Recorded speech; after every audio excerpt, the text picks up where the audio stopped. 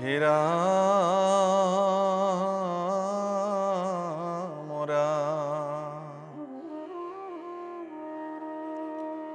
শুকনি গদতি পাছে শুনামহি পাল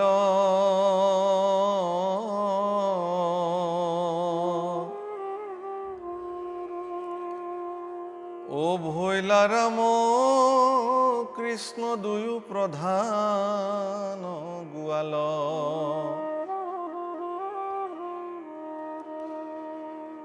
আৰ বৎস কৈৰিয়া চৰায় ফুৰা ধেনুগণ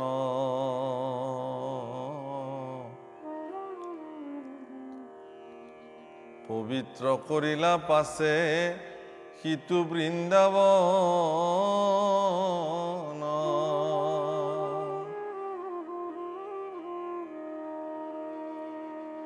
বাপসকল আইসকল আমাৰ প্ৰভু ভগৱান শিশুৰূপে ব্ৰজধামত শিশুলীলা কৰি কৰি এতিয়া ডাঙৰ হ'ল। এতিয়া আৰু দামুৰীবিলাকক চৰোৱা বাদ দিলে, ধনুবিলাকক চৰাবলৈ ধৰিলে, গাইবিলাকক। প্ৰধান গোৱাল হিচাপে নিৰ্ণীত হ'ল বলৰাম আৰু কৃষ্ণ। গতিকে লগে সংগে সকলোৱে বৃন্দাবনত এতিয়া গাইবিলাকক চৰাবলৈ লৈ যায়। এই ধৰণে বৃন্দাবনৰ সমস্ত পৰিৱেশক ভগৱন্ত পুৰুষে ধন্য কৰি তুলিলে।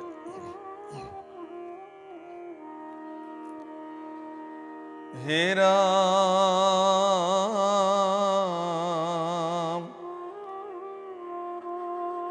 ঐ একদিনা ৰাম সমে পখিলা বনত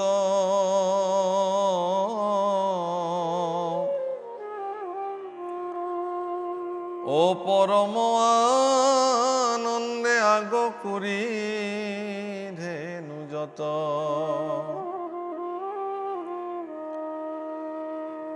আৰ গোপগণে বেৰি যাই কৃষ্ণ গুণ গাই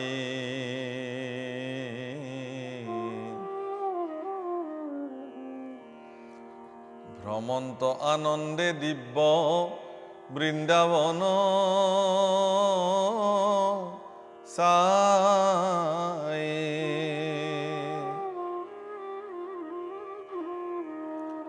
এনেকে ভগৱান কৃষ্ণ আৰু বলৰাম সহিতে সমস্ত শিশুগণ তেওঁলোকে পৰম আনন্দেৰে ধেনু চৰাই অৰণ্যত এদিন প্ৰৱেশ কৰি থাকোঁতে ধনুসমূহ আগে আগে গৈ আছে, তেওঁলোক পিছে পিছে গৈ আছে।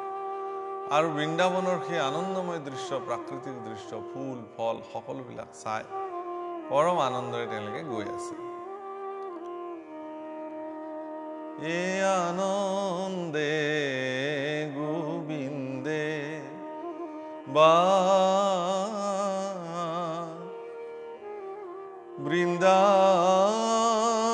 বৃন্দাবনে ধেনু।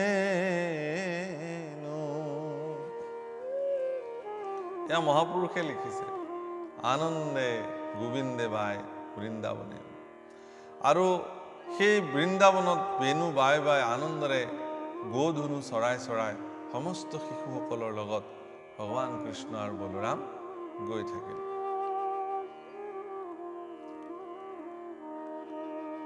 আৰ বহুবিধ শিশুগণ ঠাই ঠাই চৰে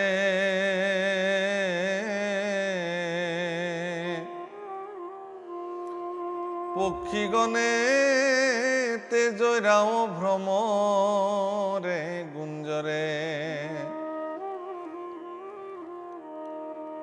আৰ শীতল সুগন্ধি বায়ু বহে সৰ্বক্ষণ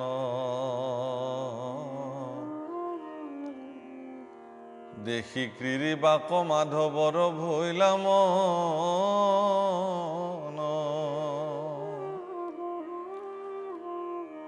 জগতৰ ঈশ্বৰ প্ৰভু ভগৱন্ত দিব্য বৃন্দাবনৰ অপূৰ্ব দৃশ্য তেওঁলোকে দেখিলে যে বিভিন্ন পশু পক্ষী দেওদি নাচি আছে, চৰাইবিলাকে ইডালে সিডালে উৰি উৰি খুব সুন্দৰ সংগীত ধ্বনি তেওঁলোকে কৰিছে। এইবোৰ দেখি বা সেই সময়তে শীতল সুগন্ধি বায়ু সৰ্বক্ষণতে প্ৰবাহিত হৈ থকা দেখি বৃন্দাবনত ঈশ্বৰৰো খেলিবৰ কাৰণে মন গ'ল। আর তরুণ পল্লব লয়া বৃক্ষ নিরন্তরে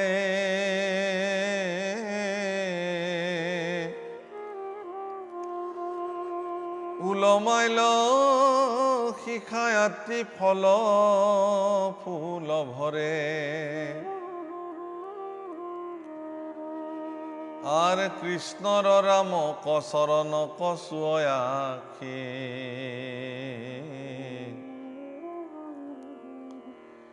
দেখি কৃষ্ণে রাম কবুলিলা পাশে হাখি।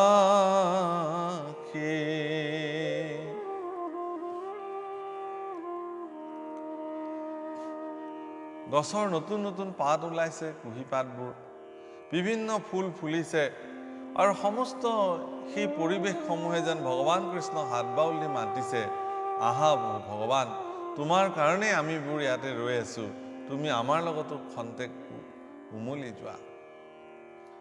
এয়া যেন ভগৱন্ত পুৰুষে অনুভৱ কৰিলে। ফুল ফলবিলাকে বৃক্ষ ওলমি ওলমি লাগিবলৈ আৰম্ভ কৰিছে। আর রামর কৃষ্ণর শরণ কচুয়াখি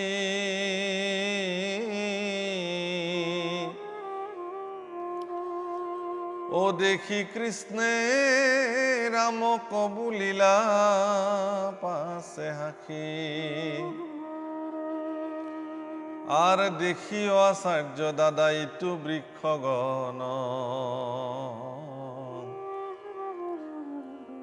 ফল ফুল লয়া চাও তোমাৰ চৰণ।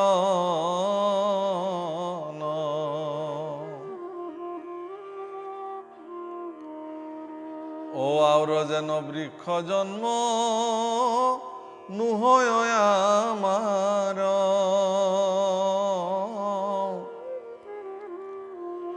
ও পাপ ক্ষয়ী হৌক বুলি কৰ নমস্কাৰ।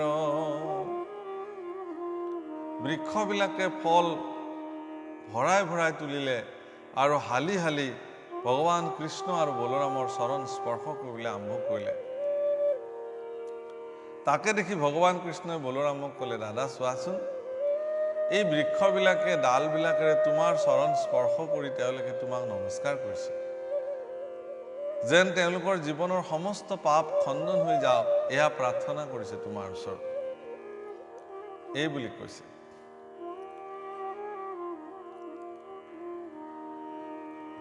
আৰ জানু মুনি গণইতো ভ্ৰমৰ যতে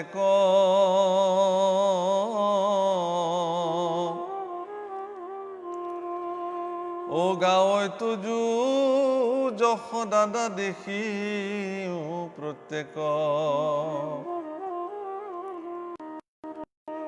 আৰ গুপ্য হইয়া আশা বনে তুমি আত্মা দেয়।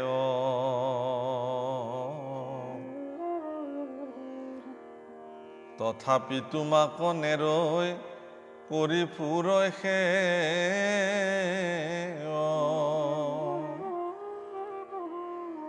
দাদা এয়া চোৱাচোন, ভোমৰাবিলাকে মুনিসৱে সমস্তই তোমাৰ গুণ গাইছে, যদিও তুমি সৃষ্টি অথচ ইয়াত আত্মগোপন কৰি অন্য ৰূপেৰে তুমি ভ্ৰমি আছা, কিন্তু তথাপি তোমাৰ পিছ কিন্তু এওঁলোকে এৰা নাই, তোমাক চিনি পাইছে, তোমাৰ প্ৰতি সেৱা জনাইছে, এই বুলি কৃষ্ণই বলৰামক প্ৰশংসা কৰিছে।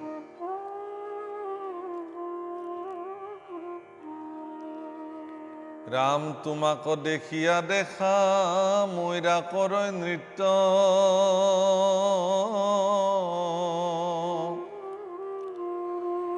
কুহু কৰিয়া কোকিলে গাৱে গীত ৰাম চাহাৱৈ হৰি নিগনে কটাক্ষ নয়নে মহন্তক পায়া যেন অৰ্চন্ত সজ্জনে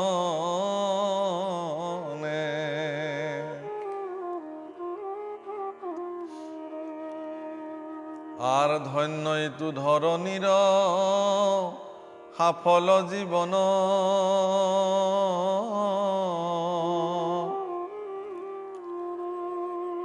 ও যাৰ তৃণ লতা চুই তোমাৰ চৰণ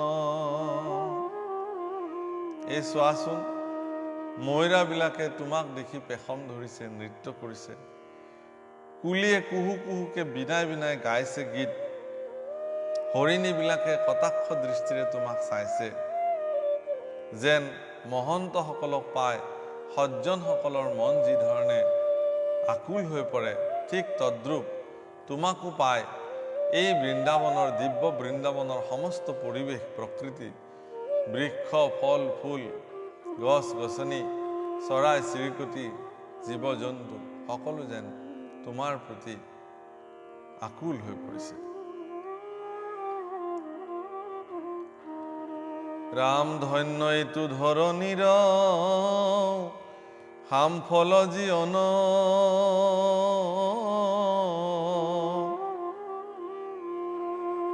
যাৰ তৃণ লতা চুই তোমাৰ চৰণ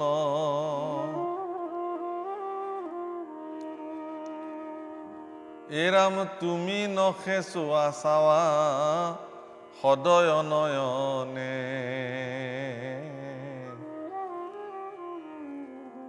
ধন্য পশু পক্ষী যিটো বঞ্চয় বৃন্দাবনে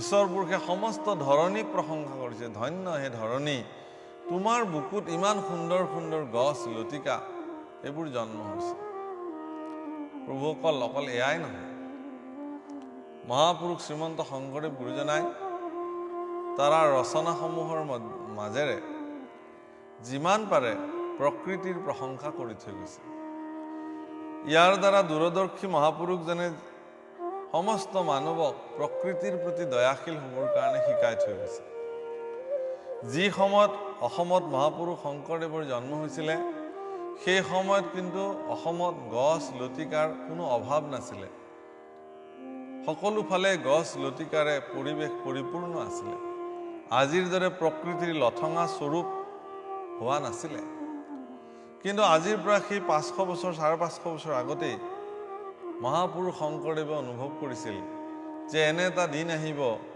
যিটো দিনত হয়তো মনুষ্যই নিজৰ স্বাৰ্থ সিদ্ধিৰ কাৰণে প্ৰকৃতিক অত্যাচাৰ কৰিব বা প্ৰকৃতিক ধ্বংস কাৰ্যত মনুষ্য আত্মনিয়োগ কৰিব আৰু সেইকাৰণে মানুহৰ মাজত বা মানুহৰ মনত যাতে গছ লতিকা প্ৰকৃতিৰ জীৱ জন্তুৰ প্ৰতি সৰ্বদা দয়া আহি থাকে মৰম আহি থাকে স্নেহ আহি থাকে তাৰ কাৰণে নিজ মুখেৰে ঈশ্বৰৰ মুখেৰে প্ৰকৃতিৰ প্ৰশংসা মহাপুৰুষে বাৰে বাৰে কৰাইছে আজিও ইয়াতে মন কৰিবলগীয়া যে এইখিনি পদত ঈশ্বৰ পুৰুষৰ শ্ৰীমুখে মহাপুৰুষ শংকৰদেৱে সেই বাক্যসমূহ আনিছে যে ইমান ধুনীয়া এই গছ লতিকা এওঁলোকে জীৱনবোৰ ধন্য হ'বৰ কাৰণে প্ৰকৃতিৰ এই সৌন্দৰ্যময় জীৱবিলাকে নিজৰ জীৱন ধন্য কৰিবৰ কাৰণে সমস্ত পৃথিৱীত জীৱন ধাৰণ কৰিছে আৰু তোমাক দেখি সেৱা কৰিছে দাদা বলৰাম চোৱাচোন এইবুলি বলৰামক প্ৰকৃতিৰ প্ৰতি আকৃষ্ট কৰাইছে হে ৰাম আৰ ভ্ৰমৰৰ লগে কত ফুৰন্ত গুঞ্জৰি কোকিলক সিহাৰন্ত কুহু কুহু কৰি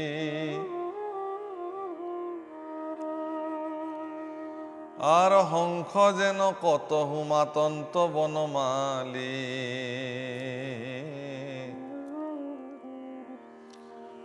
মইৰাৰ লগত কতো ধৰি থাকা চালি।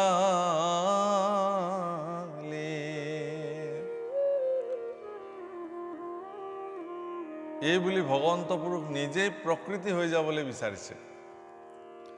কেতিয়াবা যদি হংসবিলাকৰ লগত গৈ তেওঁলোকে যেনেকৈ মাতিছে তেনেকৈ মাতিছে, কেতিয়াবা গৈ মইৰাৰ লগত পেখন ধৰিছে, কেতিয়াবা কুলিৰ মাতৰ লগে লগে একেলগে কুহু কুহুকে মাতিছে। এনেকে প্ৰকৃতিৰ বিনন্দীয়া ৰূপৰ লগত ভগৱন্ত পুৰুষে ক্ৰীড়া কৰিবলৈ আৰম্ভ কৰিছে।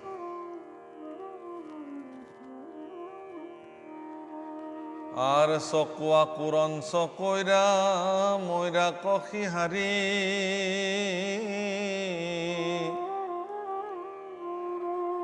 অহ সুৱান্ত আতি সবে সখী কমুৰাৰী।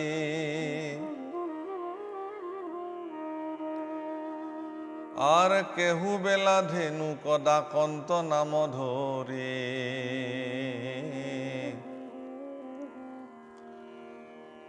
আখৈ ধাই ধেনু গণ হাম্বাৰ কৰি।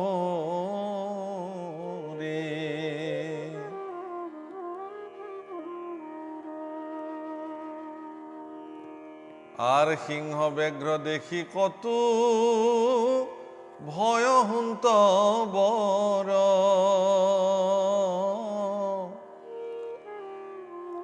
পলা পলা বুলি কতো ভিৰি দেন তলৰ। ও ক্ৰীড়া শ্ৰান্ত দেখি কতো শ্ৰেষ্ঠ ৰামৰ,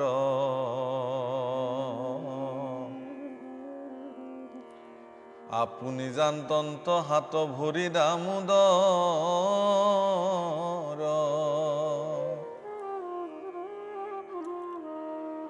আৰ নাচৈ গাঁৱৈ গোপগণ হাসৈ কতো চাই,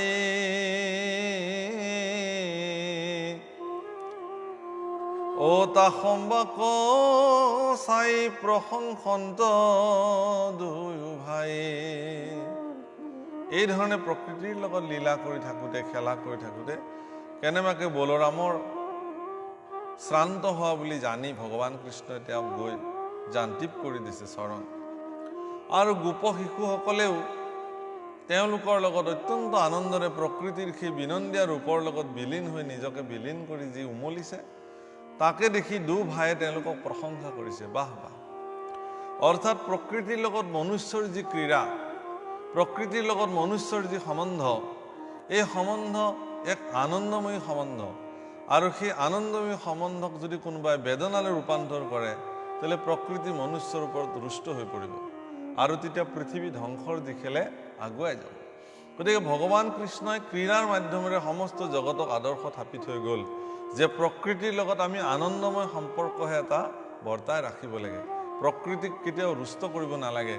প্ৰকৃতিৰ লগত কেতিয়াও প্ৰকৃতিয়ে পাব পৰা মনোকষ্টযুক্ত কাৰ্য মনুষ্যৰ দ্বাৰা কেতিয়াও সম্পাদিত হ'ব নালাগে। হে ৰাম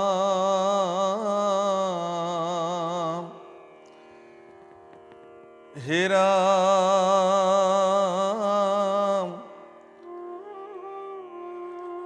আর প্রেমে পুলকিত তনু লুত কব যাই, স্তম্ভি থাকে কত কৃষ্ণ চরণ কুচাই। বিভিন্ন ক্ৰীড়া কৰিছে। বৃক্ষৰ ছায়াত গৈ পাতবিলাক পাৰি পাৰি বিচনাত সজাইছে, বাহু যুদ্ধ কৰিছে, আৰু সেই পত্ৰৰ বিচনাতে, পত্ৰ পুষ্পৰ বিচনাতে তেওঁলোকে শয়ন কৰিছে। মনোহৰ কৃষ্ণই গুণ গাইছে আৰু লয় লাখে তেওঁলোকে নৃত্য কৰিছে। আনন্দত যেন হিয়া নধৰা হৈ গৈছে তেওঁলোকৰ। প্ৰেম আৰু পুলকিত তনুৰ লোতক চকুৰে বৈ যাবলৈ ধৰিছে আৰু কৃষ্ণৰ চৰণ চিন্তি তেওঁলোকে মহাপ্ৰেম আনন্দ সমুদ্ৰত বিভোৰ হৈ গৈছে। হে ৰাম, আৰ অনুক্ষণে বাঢ়ে গোপ গণৰ ভকতি।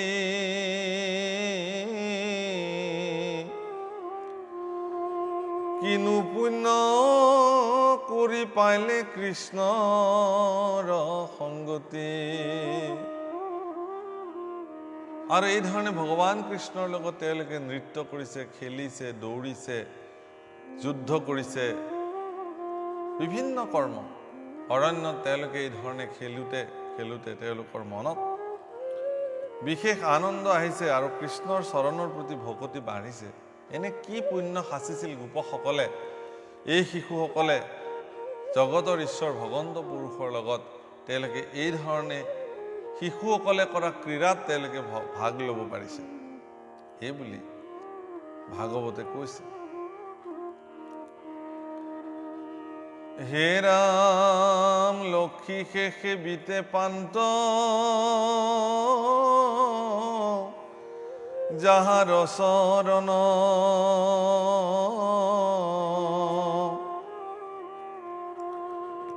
ও শিশু সংগে কৰে ক্ৰীড়া হেন নাৰায়ণ। আর মাঝে মাঝে দেখা অন্ত ঈশ্বর চেষ্টা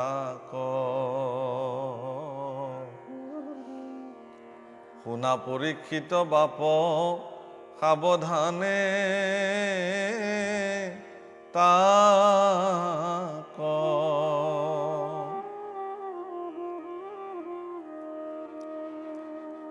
আর লীলায় আসন্ত সুতি যেবে কৃষ্ণ দেব,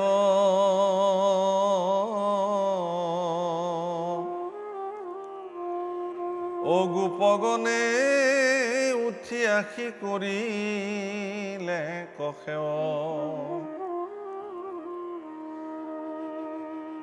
যি চৰণ যুগল আমি কেৱল ভগৱান কৃষ্ণৰ চৰণ যুগল কেৱল লক্ষ্মীয়ে সেৱা কৰিবৰ সুযোগ পায়, সেই চৰণ যুগল আজি গোপসকলে সেবিবৰ কাৰণে যি সুযোগ পাইছে, কম সৌভাগ্যনে তেওঁলোকৰ। মাজে মাজে ভগৱন্ত পুৰুষে ঈশ্বৰৰ যিসমূহ লীলা তাকো মাজে মাজে প্ৰদৰ্শন কৰিছে। তেওঁ যে ভগৱান সেই বস্তুটো শিশুসকলক মাজে মাজে দেখুৱাবৰ কাৰণে যত্ন কৰিছে। এই কথা পৰীক্ষিতৰ আগত শুকদেৱে জনাইছে যে হে মহাৰাজ, মাজে মাজে ভগৱানে ঈশ্বৰৰ চেষ্টাসমূহ দেখুৱাইছে। এবাৰ ভগৱান কৃষ্ণই তাতে শুই পৰিলে আৰু তাকে দেখি গোপগণে কৃষ্ণ পুৰুষৰ ওচৰলৈ আহিলে আৰু তেওঁ সেৱা জনালে। আর শ্রীদাম নামে গুয়া লোক আগ করি,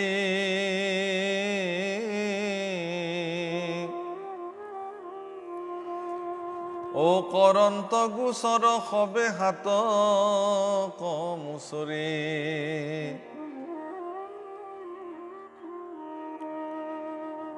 হে রাম হে কৃষ্ণ দুষ্ট বিনাশন,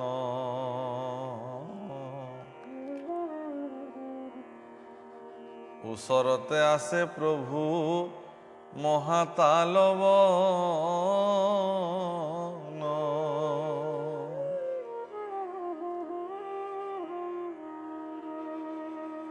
তেওঁলোকে আহি ভগৱান কৃষ্ণক গোচৰ তৰিলে, হে কৃষ্ণ, হে ৰাম, হে দুষ্ট বিনাশন প্ৰভু, ইয়াৰ ওচৰতে এখন তালবন আছে, অৰ্থাৎ তাল ফলৰ এখন বাগিচা আছে। আমাৰ সেই তাল খাবলৈ মন গৈছে। আৰ সৰি পৰি আছে ফল সুপক্ক প্ৰচুৰ,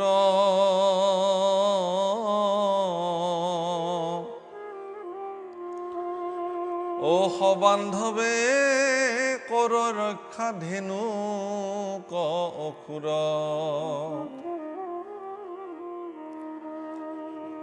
আৰ সিটো দুৰাচাৰে মনুষ্যক পাইলে খাই,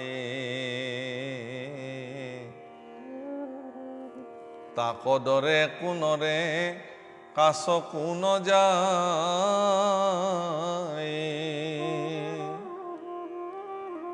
যে ওচৰতে এখন সুন্দৰ তাল বন আছে, পকি পকি সেই সুপক্ক তালসমূহ পৰি আছে, আৰু তাক ধেনুক নামৰ এগৰাকী প্ৰচণ্ড অসুৰে তেওঁৰ বংশ কুটুম্বলৈ তাত নিবাস কৰে।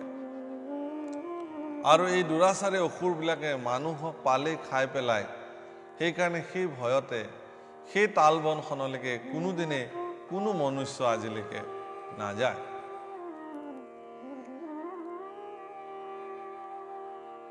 আর কেহুনতু ভুঞ্জয়িতু তাল অসদৃশ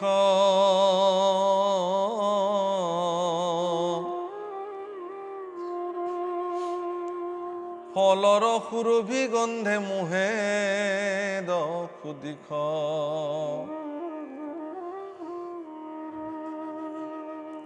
আৰ বড় বাঞ্ছা যাই আক ভুঞ্জিবাক লাগি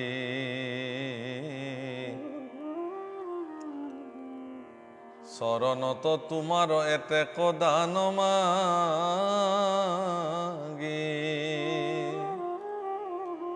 কোনেও যিহেতু অসুৰৰ ভয়তে সেই তালবনলৈ গৈ তাল ভুঞ্জিব নোৱাৰে, কিন্তু সেই তাল ফলৰ সুগন্ধিয়ে সমস্ত দশদিশ আমোল মোলাই থাকে।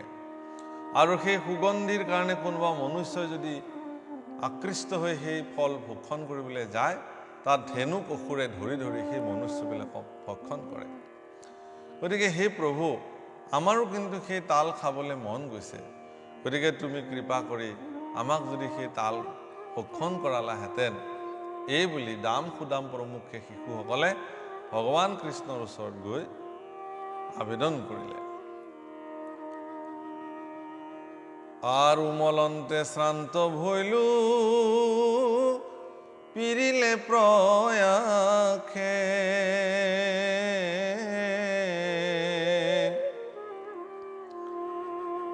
উঠ কণ্ঠ শুকাই মুখ দেখি পিয়াসে ও তালৰ সুৰভি ঘ্ৰাণ হেৰা আখৈ চানি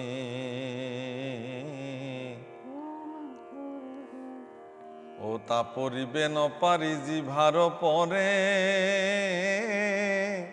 পানী। হে প্ৰভু কৃষ্ণ, আমি ইমান দৌৰি দৌৰি খেলিলোঁ, খেলোঁতে খেলোঁতে আমাৰ বহুত ভাগৰ লাগিছে, আমি শ্ৰান্ত হৈ গৈছোঁ, আমাৰ ওঠ শুকাই গৈছে। হে প্ৰভু চোৱাচোন, আমাৰ কিমান ভোক লাগিছে। তাতে আকৌ ওচৰৰ পৰা সেই তালবনৰ পৰা অহা সুগন্ধিয়ে আমাক আৰু ভোক বঢ়াই দিছে। গতিকে তুমি কৃপা কৰা, তুমি চোৱাচোন, আমাৰ জিভাৰ পানী সৰিবলৈ লৈছে।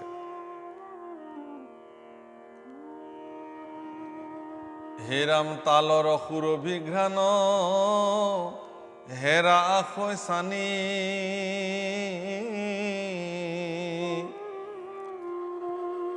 ও তাপৰিবে নপাৰি জিভাৰ পৰে পানী। আৰ উঠা বন্ধু মাধব কান্ধত লইয়া যাও তোমাৰ প্ৰসাদে প্ৰভু সুধা পলুয়া।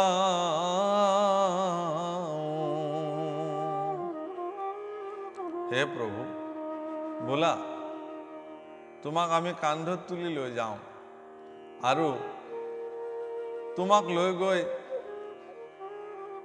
আমি সেই তাল ফল ভক্ষণ কৰিম, আৰু আমাৰ যি ভোক, আমাৰ যি পিয়াহ, এই সকলো আমি নিবাৰণ কৰিম।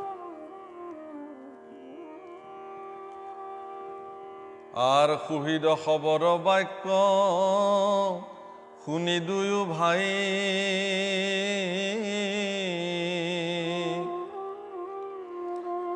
ও হাসিলা কৌতুকে আতিতা সম্বা কচাই আর ভকত গোপৰ প্ৰীতি সাধিবা কমনে সখীগণ লয়া সংগে লৰিলতে খনে।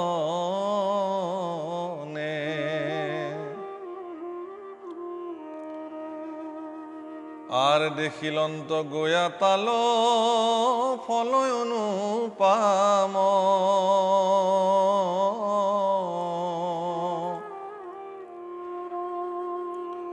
ও বস্ত্ৰ কাশি পাশে তাতে প্ৰবেশিলা ৰাম।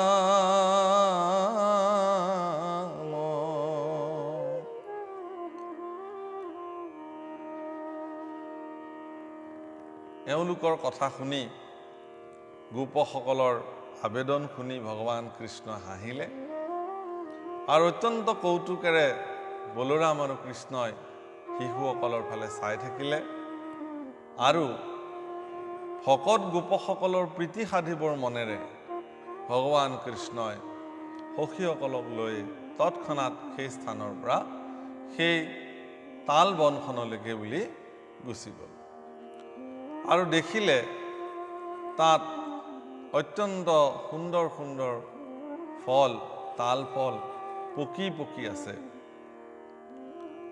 আৰু সেই তাল বনত ৰাম আৰু কৃষ্ণ দুয়ো সাজি কাচি প্ৰৱেশ কৰিলে।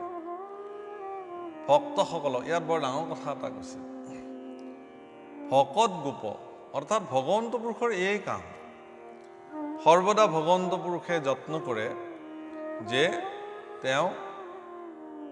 তেওঁৰ ভক্তসকলক ফল প্ৰাপ্তি কৰোৱাবৰ কাৰণে। তাতে আৰু ভকতসকলে নিজেই প্ৰাৰ্থনা কৰিছে, হে ভগৱান আমাক সেই ফল প্ৰাপ্ত কৰোৱা। আৰু সেই ফল প্ৰাপ্তি ভগৱন্ত পুৰুষে প্ৰয়োজনত প্ৰত্যাহ্বানকো নেওচি অসুৰ নিধন কৰি হ'লেও সন্তসকলক মহন্তসকলক সৰ্বদা ফল প্ৰাপ্তিৰ কাৰণে প্ৰয়াস কৰিছে আৰু সেইধৰণে ভগৱন্ত পুৰুষে তেওঁলোকক সেই ফল প্ৰদান কৰিছে। আর দুই হাতে তাল ধরি জোংকারি আসতে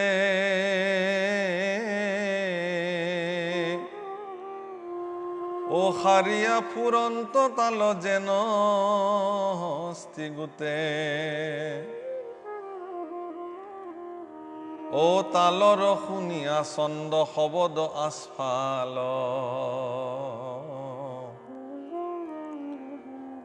ধেনুক গদর্ভ ক্রোধে ধাইল জমকাল।